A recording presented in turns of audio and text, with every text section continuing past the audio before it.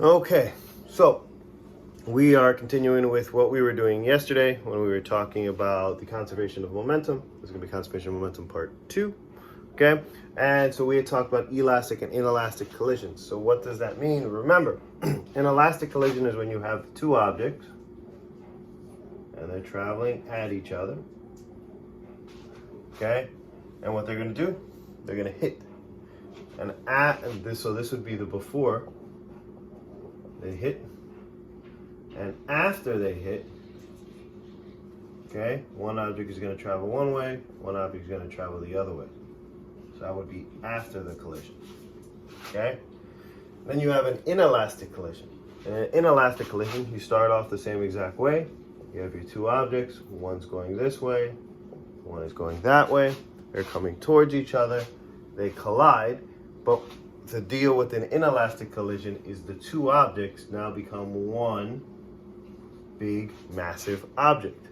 And it could be moving this way, or it could be moving that way, or it could stand still. But the deal with an inelastic collision is that you go from two separate objects, each having their own individual masses, each having their own individual velocities, each having their own individual momentums, to one big, massive object where the mass is combined, and you're only going to have one momentum on this side, one velocity on this side. Does that make sense? Now, although these are the two types of collision, there's actually a third type of thing that can happen, and that would be a explosion. And an explosion is a third type of interaction that you could have. In this case, you start off with one big massive object before. This object has its own mass, has its own velocity, and has its own momentum. Okay? Typically, it's not moving. It's just standing there. So its momentum would be a big fat 0. What happens is the explosion happens, and you end up with pieces traveling that way and that way. Obviously, you could have it going a lot of different ways, but we'll keep it real simple and just imagine it that way. So, when we're talking about the conservation of momentum, this is typically the three things that you're going to end up with, the three types of interactions that you're going to end up with. You end up with an elastic collision, an inelastic collision, and an explosion. Now, ultimately, what you're going to do is what we always want to do, is we want to try to take those events, those concepts that we're talking about, and we want to try to get to some sort of a formula. Now, what formula and what are we talking about? Well, remember, we're talking about the conservation of momentum. So what does the conservation of momentum mean? It's like the conservation of mass that you did in chemistry, okay, before. What we're saying in this idea is that in a system, a closed system, okay, whatever momentum your object or objects had before the collision, okay? So if you take the mass of the first object, multiply it by its velocity, and the mass of the second object, multiply it by its velocity, you're going to get a total momentum before the event, which is what you see right there. So you have your momentum before the event, okay? Before your collision, whether it be an elastic collision or an inelastic collision, is what we're talking about. So you would take all the momentums and add them together, okay? So we're going to be talking about this momentum before, okay? So we have to figure that out first. So what is our momentum before? Well, we take the mass of our first object and the velocity of the first object. And we multiply those together. That would give us the momentum of object A before. To this quantity, we would add the momentum of object B before the collision. How do we do that? Mass of object B times the velocity of object B. And we add those two together. And that is going to give us, or be equal to, the momentum before, the total momentum before. Okay? So, let's say we're actually playing with an example. Let's say we have two 100 kilogram objects. Object A is traveling at, pick a nice easy number, we'll say 5 meters per second east, and object B is traveling at 4.8 meters per second west. Okay, so how would we figure that out? Well, let's do the math together. Okay, so here's what you would have. So we would take the mass of the first object, 100 kilograms, and we would multiply that by the velocity of 5 meters per second east. And we would take the mass of the second object, which is once again 100 kilograms, and we would multiply it by negative 4.8 meters per second west. Why do we make that negative? Whoops, not west, sorry. Negative east. Why do we do that? Because initially we had 2 different directions. We don't want 2 different directions. So we got to make everything have the same direction. Negative east would be the same as west. Negative north would be the same as south. Remember, momentum is a vector, so we need to follow the same basic rules that we had when we were doing vector addition. So when you do vector addition, you want to have the same directionality for it. You don't want west. West is not a direction. Okay, so that's what we want to do here. So we would do this. So do 100 times 5.0, super hard math. You're going to get 500 kilograms times meters per second east. And on this side, you're going to get negative 480 kilograms times meters per second east. Okay, I know the math is hard, but I think we can all do it. Add those 2 together, and you are going to end up with 20 kilograms times meters per second east. That would be your total momentum before the event. Okay? So there you have your math laid out. Now, what do we have to do? Well, we have to now figure out how this momentum before is related to what's going to happen after the event. Okay, so we figured out what our momentum before the event was. But how does this help us with this concept that we're talking about, conservation of momentum? Well, conservation of momentum is like we said, okay? It's like the conservation of mass. So if you remember the conservation of mass that you did in chemistry before, conservation of mass says what?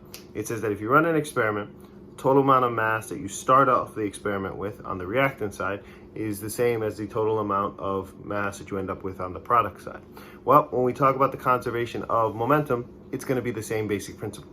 Whatever the momentum that you start off with total before the event, the explosion, the elastic collision, or the inelastic collision, is going to be the same as the momentum you have after.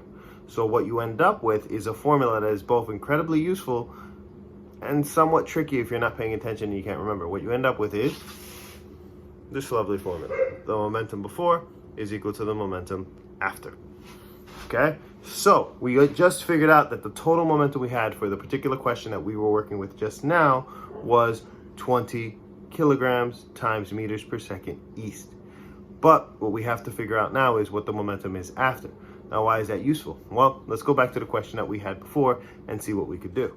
Okay, so here we have our question again for the conservation of momentum, same basic thing, but we've added a little bit to the bottom, which is how an actual question would be framed.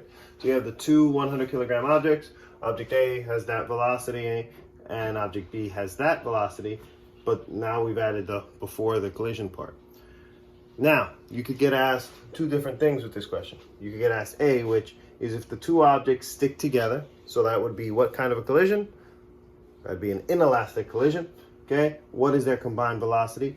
Or we could have option B, where you have if object A moves at 3.9 meters per second west, after what does object B do? So these are the 2 ways that we could answer this, or we ask this question, I should say. Okay, and so what we're going to do is we're going to figure out each individual one. Okay, so here we are going to work on the A portion of the problem where the 2 objects are colliding inelastically.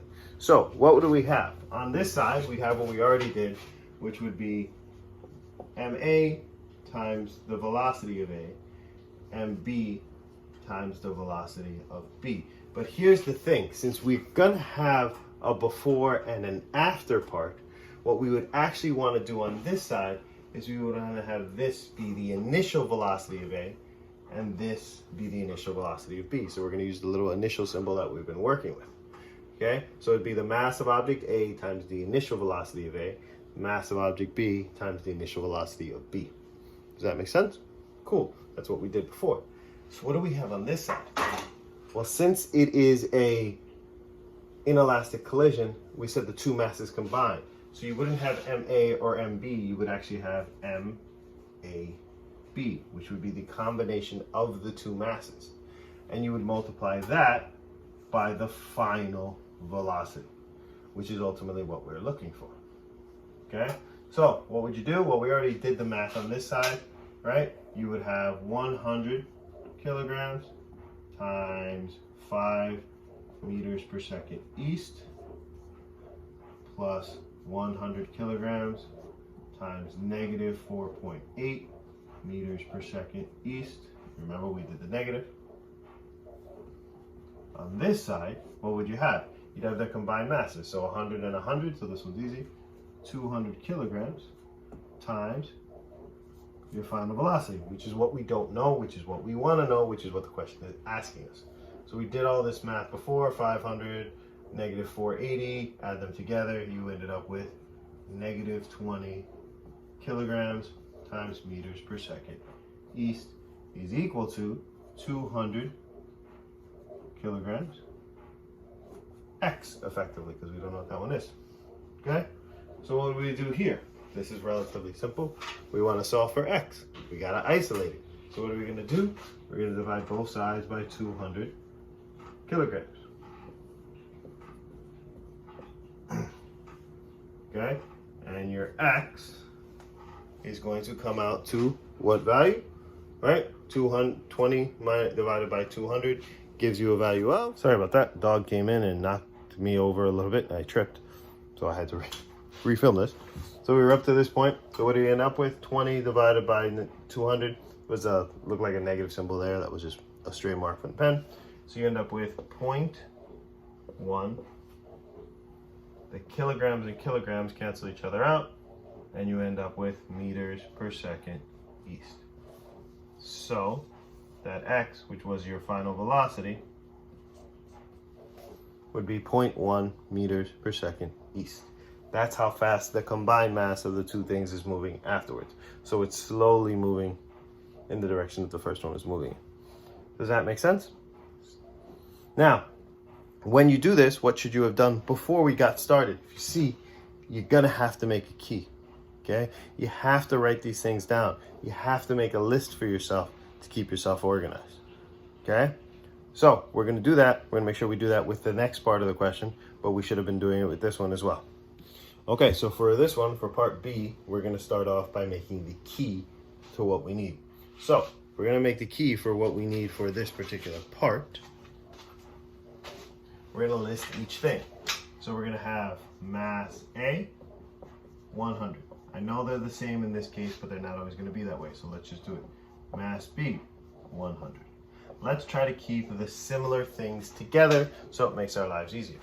So we're gonna have the initial velocity of A was 5 meters per second east. The initial velocity of B was 4.8 meters per second west, which we also said we could put as negative 4.8 meters per second east. Okay? Now, in part B of the question, if you look back, okay, we said that our final velocity of A, so this would be the final velocity of A, is 3.9 meters per second west, which would be negative 3.9 meters per second east. And what we want is the final velocity of B. That is our unknown. Mark that as our big fat X. Okay? There is your key. You see, if we didn't keep ourselves organized, it would be very, very simple to get ourselves confused. Very, very simple to jumble things up. But once you have the key already written down, you don't have to look back at those words. You can just pull the numbers out of here, so we can just plug and play and do the math together. Okay, so now we're gonna do this math setup. So we obviously have the beginning, we did it before. The mass of object A times the initial velocity of A, the mass of object B times the initial velocity of object B. Cool, that's the before side.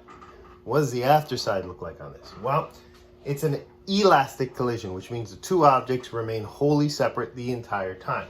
So what are we gonna have?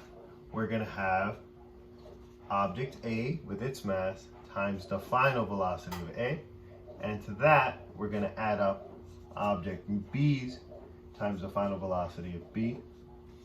That would give us the final momentum of object B. This would give us the final momentum of object A. Add those two together, you'll get the total momentum after equal to the total momentum before. So we've done this side already a couple times. We'll do it again. 100 kilograms times 5 meters per second east. Notice we're always putting in the units and the direction. Super important. 100 kilograms times negative 4.8 meters per second east. Once again, making sure that we have the same directionality.